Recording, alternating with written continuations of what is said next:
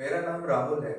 आज हम ADPO revision series में जिस सब्जेक्ट पे बात करने वाले हैं उसका नाम है prevention of damage of to public property act. ठीक है, तो ये जो नाम से ही जाहिर है, इस एक्ट का जो नाम है लोक संपत्ति को नुकसान का निवारण अधिनियम 1984।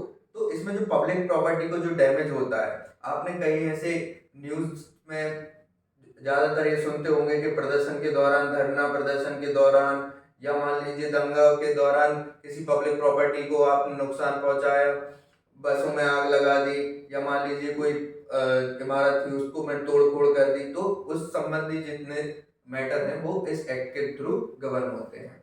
वर्तमान में अगर आप देखें तो एक सरकार द्वारा निकाला गया है कि जहां जैसा नुकसान होता है, तो अगर लोगों का पता लगता है कि इनने वो ऑफेंस कमिट किया है, तो उसकी जो रिकवरी है वो उन्हीं लोगों द्वारा कराई जाएगी। ठीक है, तो इस तरीके की न्यूज आपने बिल्कुल सुनी होगी। अब देखते हैं इस एक्ट के बारे में। तो ये एक्ट है, तो ये एक्ट का इनेक्टमेंट डेट कितनी है? 16 मार्च 1984। इसमें टोटल सेक्शन है सिर्फ 7। ये अभी तक का सबसे छोटा एक्ट है। ठीक है, तो इस एक्ट का हम देखते हैं तो इसका जो इंट्रो में है कि an act to provide the prevention of damage to the public property and for matter connected. ठीक है, तो जो रोकने के लिए, जो पब्लिक प्रॉपर्टी को जो हार्म है उसको रोकने के लिए ये लाया गया है। ठीक है, इसका एक्सटेंशन कितना है? होल ऑफ इंडिया पे है। ठीक है, और इसका इन्फोर्समेंट डेट कितनी है? 28 जनवरी। ठीक है, तो 28 जनवरी को इसकी इन्फोर्समेंट डेट है।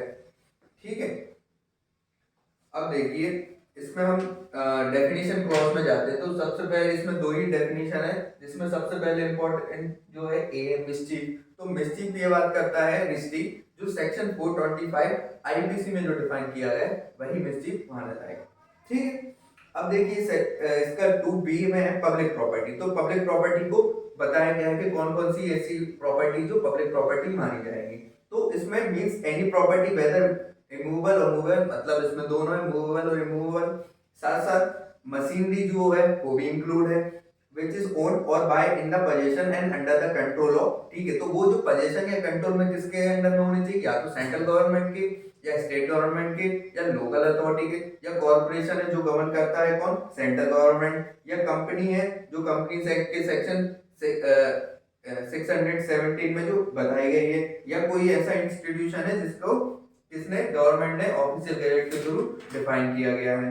ठीक है, अब इसमें देखते हैं और कौन सी। एक सेक्शन 3 पे बात करते हैं। सेक्शन 3 बात करता है mischief causing damage to the public property. तो लोक संपत्ति को नुकसान कारण करने वाली रिश्ती। ठीक है, तो इसमें बोला गया है कि whoever commit the mischief by doing any act in respect of public property other than a public property of a nature referred in subsection 2 shall be punishable with the imprisonment for a term which may extend to 5 years and with fine।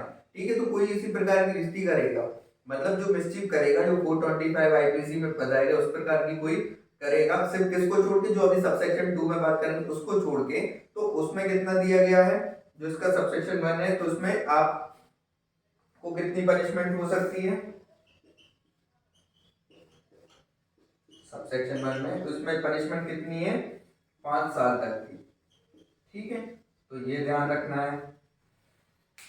ठीक है, और fine भी impose किया जा सकता है।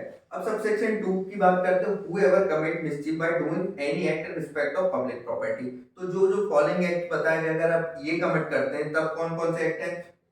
ए में दिया गया एनी बिल्डिंग इंस्टॉलेशन और other property used in connection with the production, distribution और supply of water, light, power and energy. ठीक है, कोई ऐसा भवन है या संपत्ति है जिसका उपयोग किसके लिए? वाटर सप्लाई या लाइट के लिए, या मान लीजिए जो एनर्जी के उत्पादन के लिए कर रहे हैं, तो अगर उसके लिए आप उसको डैमेज करते हैं। ठीक है, फिर है बी एनी ऑयल इंस्टॉलेशन, कोई तेल प्रतिष्ठान है वहां पे। सी है एनी सीवेज वर्क। ठीक है, जो सीवेज वर्क है वहां पे आप डिस्ट्रॉय करते हैं कोई चीज, या एनी माइन एंड फैक्ट्री, वहां पे कुछ आप डैमेज करते हैं। ये बात करता है मीन्स ऑफ पब्लिक ट्रांसपोर्टेशन। ठीक है, जो अपन ने बात करी थी इंट्रोडक्शन में कि आप बसों में आग लगा देते हैं, उनको तोड़ फोड़ करते हैं। टेलीकम्युनिकेशन, जहाँ ये जो टेलीफोन की लाइन डली है या बिजली की लाइन, उसको आप डैमेज कर रहे हैं। ठीक है, इसमें अगर ये जो है सबसेक्शन 2 में कोई डैमेज जो बात है, अगर आप ये एक्ट कर दे तो इसमें, ठीक है, इसमें बोला गया है कि 6 मंथ से कम की नहीं होगी, और जो कितनी जा सकती है 5 साल तक का, ठीक है। तो 5 इयर्स तक की वो है, और साथ साथ पनिशमेंट वो फाइन भी है, ठीक है। Provided that the court may for reason to be recorded in its judgment award a sentence of imprisonment for a term less than, अगर कोर्ट को ऐसा लगता है, कुछ ऐसे कारण है जिनको वो सफिशिएंट लगता है, उसमें वो 6 मंथ से कम की सजा भी दे सकते हैं, ठीक है। तो मिनिमम तो 6 मंथ है, लेकिन अगर कोई ऐसी एक्सेप्शनल कंडीशन है जो कोर्ट को लगता है, वो अपने डिसीजन में लिखेंगे, रीजन लिखेंगे कि 6 मंथ से कम की सजा क्यों देनी चाहिए, ठीक है। अब बात करते हैं सेक्शन 4 की। तो सेक्शन 4 बात करता है mischief causing damage to the public property by fire और एक्सप्लोसिव, ठीक है। अभी तो ऊपर अपन ने बात करी थी डैमेज कर रहे हैं आप, इधर पे बात करिए फायर और एक्सप्लोसिव के थ्रू, ठीक है। आप आग लगा रहे हैं या विस्फोटक पदार्थों का यूज करके उसको डैमेज कर रहे हैं। तो whoever commits an offense under subsection 1 और subsection 2 of section 3 by fire, मतलब जो ऊपर के एक्ट बताए गए थे, जो सेक्शन 3 में हम बात करके आए हैं, अगर उसको आप डैमेज कर रहे हैं के थ्रू, फायर या एक्सप्लोजिव के थ्रू, तो shall be punished with rigorous imprisonment for a term which may not less than 1 year but may extend to 10 year, ठीक है। तो ये बात ध्यान रखनी है कि सेक्शन जो 4 बात कर रहा है उसमें मिनिमम 1 साल तक की सजा है, और एक्सटेंड टू कितनी 10 साल तक की सजा है, और साथ साथ फाइन भी है। अब देखिए, प्रोवाइडेड दैट द कोर्ट में for reason to be recorded in judgment award a sentence for imprison, ठीक है। जो सबसेक्शन जो सॉरी सेक्शन 3 में हमने बात करी कि अगर उनको लगता है सफिशिएंट कॉज तो 6 मंथ से कम की दे सकते हैं, इसी प्रकार इसमें सेक्शन 4 में भी है कि अगर उनको लगता है कि कोई सफिशिएंट कॉज है तो 1 साल से भी कम की सजा भी कोर्ट दे सकता है। अब देखते हैं इसका section 5 the special provision regarding bail, no person accused convicted of a offence punishable under section 3 and 4 shall be if the custody be release on bail on his own bond unless the prosecution, ठीक है। तो ये बात ये कर रहा है कि जब ये बेल से रिलेटेड जो अभी सेक्शन 3 और 4 में जो कोई ऑफेंस कमिट करता है उससे रिलेटेड अगर बेल एप्लीकेशन फाइल करिए, तो बेल एप्लीकेशन पे डिसीजन तब तक नहीं दिया जाएगा तब तक आप प्रोसिक्यूशन की बात सुनना ले, मतलब प्रोसिक्यूशन की जो डिफेंस सॉरी प्रोसिक्यूशन को ये पूरा मौका दिया जाएगा कि वो उस बेल का विरोध कर सके, ठीक है। सेविंग क्लॉज इतना इंपॉर्टेंट है नहीं है।